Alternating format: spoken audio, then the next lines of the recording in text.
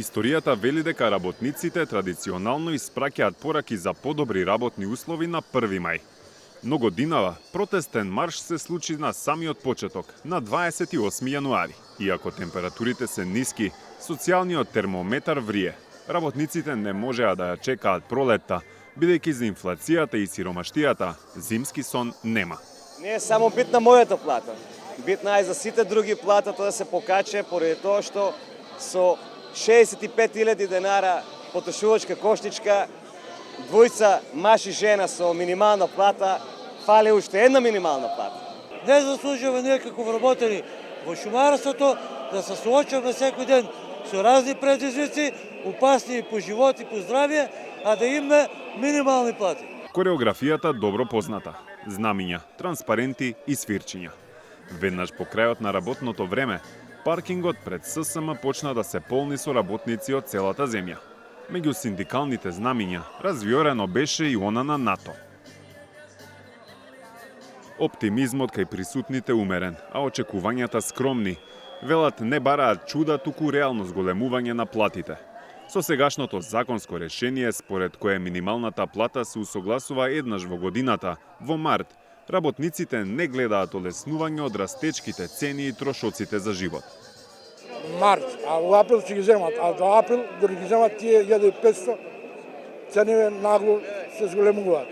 И што се 1500, участник 100 денари тоа е катастрофа, не знам.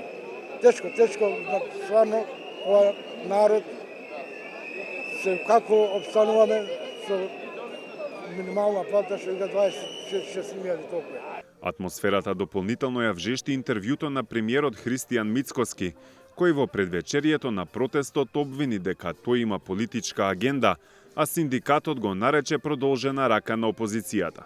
Да кажете вие дека еве ги оставаме работниците, работодавачите се договорат за износот на минимална плата, притоа да не помагате, туку да одмагате, мислам дека пораката е многу јасна. Ние сме фатени во челус помеѓу работодавачите и владата, иако и владата самата работодавач на 128.000 работници, меѓутоа никако не се наоѓа момент за владата да ги поддржи работниците.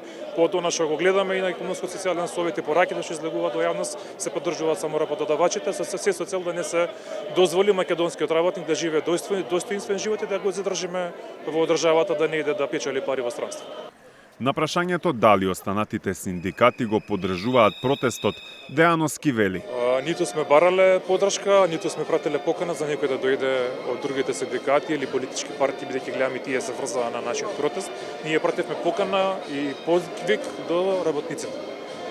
Време е работникот да биде свесен дека само со единство, солидарност и бројност може да се обезбеди повисока плата и пристојна живеачка.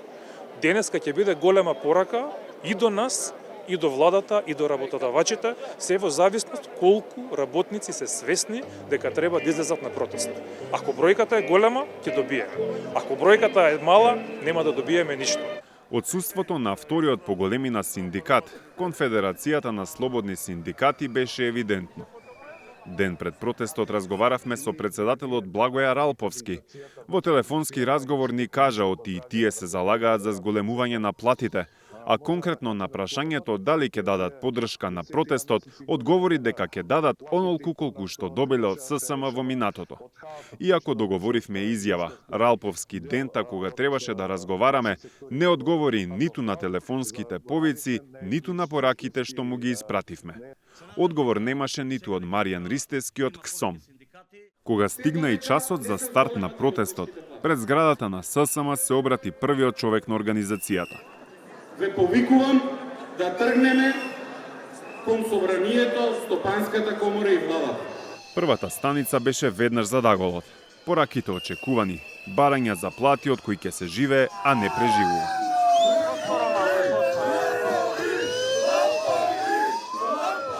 На улиците рамо до рамо синдикалци од сите гранки, од полицијата и просветни работници, до вработени во култура, јавна администрација, до медиумски работници.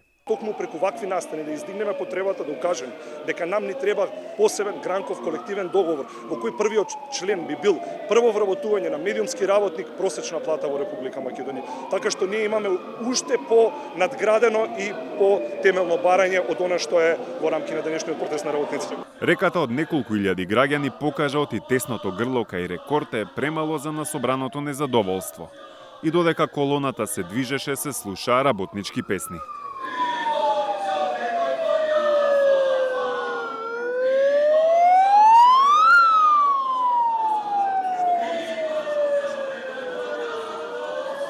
Следна адреса на која работниците го истурија својот гнев беше седиштето на Стопанската комора.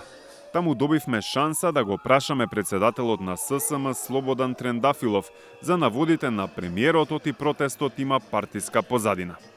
Мислам дека суетата на еден човек чини 540.000 работници мизерни плати во Македонија и мислам дека премиерот треба да се позанимава за тоа што му даваме плата.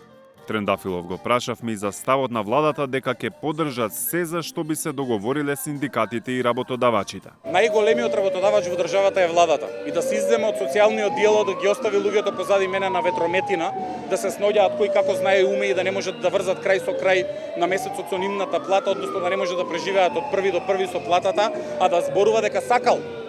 Имавме еден премиер кој велеше ке, имаме премиер кој кажува дека сака. Меѓутоа, на реализација на терен нема апсолутно никаква, никој ништо не го спречувал да ги зголеми работничките плати не за 40 и за 140% или најмалку за 78%. Меѓутоа, маршот продолжи кон финалната дестинација, зградата на владата. Во реката луѓе препознатливи ликови кои со години се борат за работничките права. Безобразно е усогласувањето на платата која што ќе биде сега во март, значи за работникот се покачува 1800 денара, а за функционерите од 200 евра. Така да мислам дека е безобразно, пак ќе речам, функционер со 2000 евра плата да му кажува на работник кој што работи од понеделник до сабота 8 часа неделно, дека му се достати 400 евра. Повеќе од безобразие. Неколку часа пред протестот Ампева експлицитно побара од политичките партии да се воздржат од политизирање на граѓанскиот протест.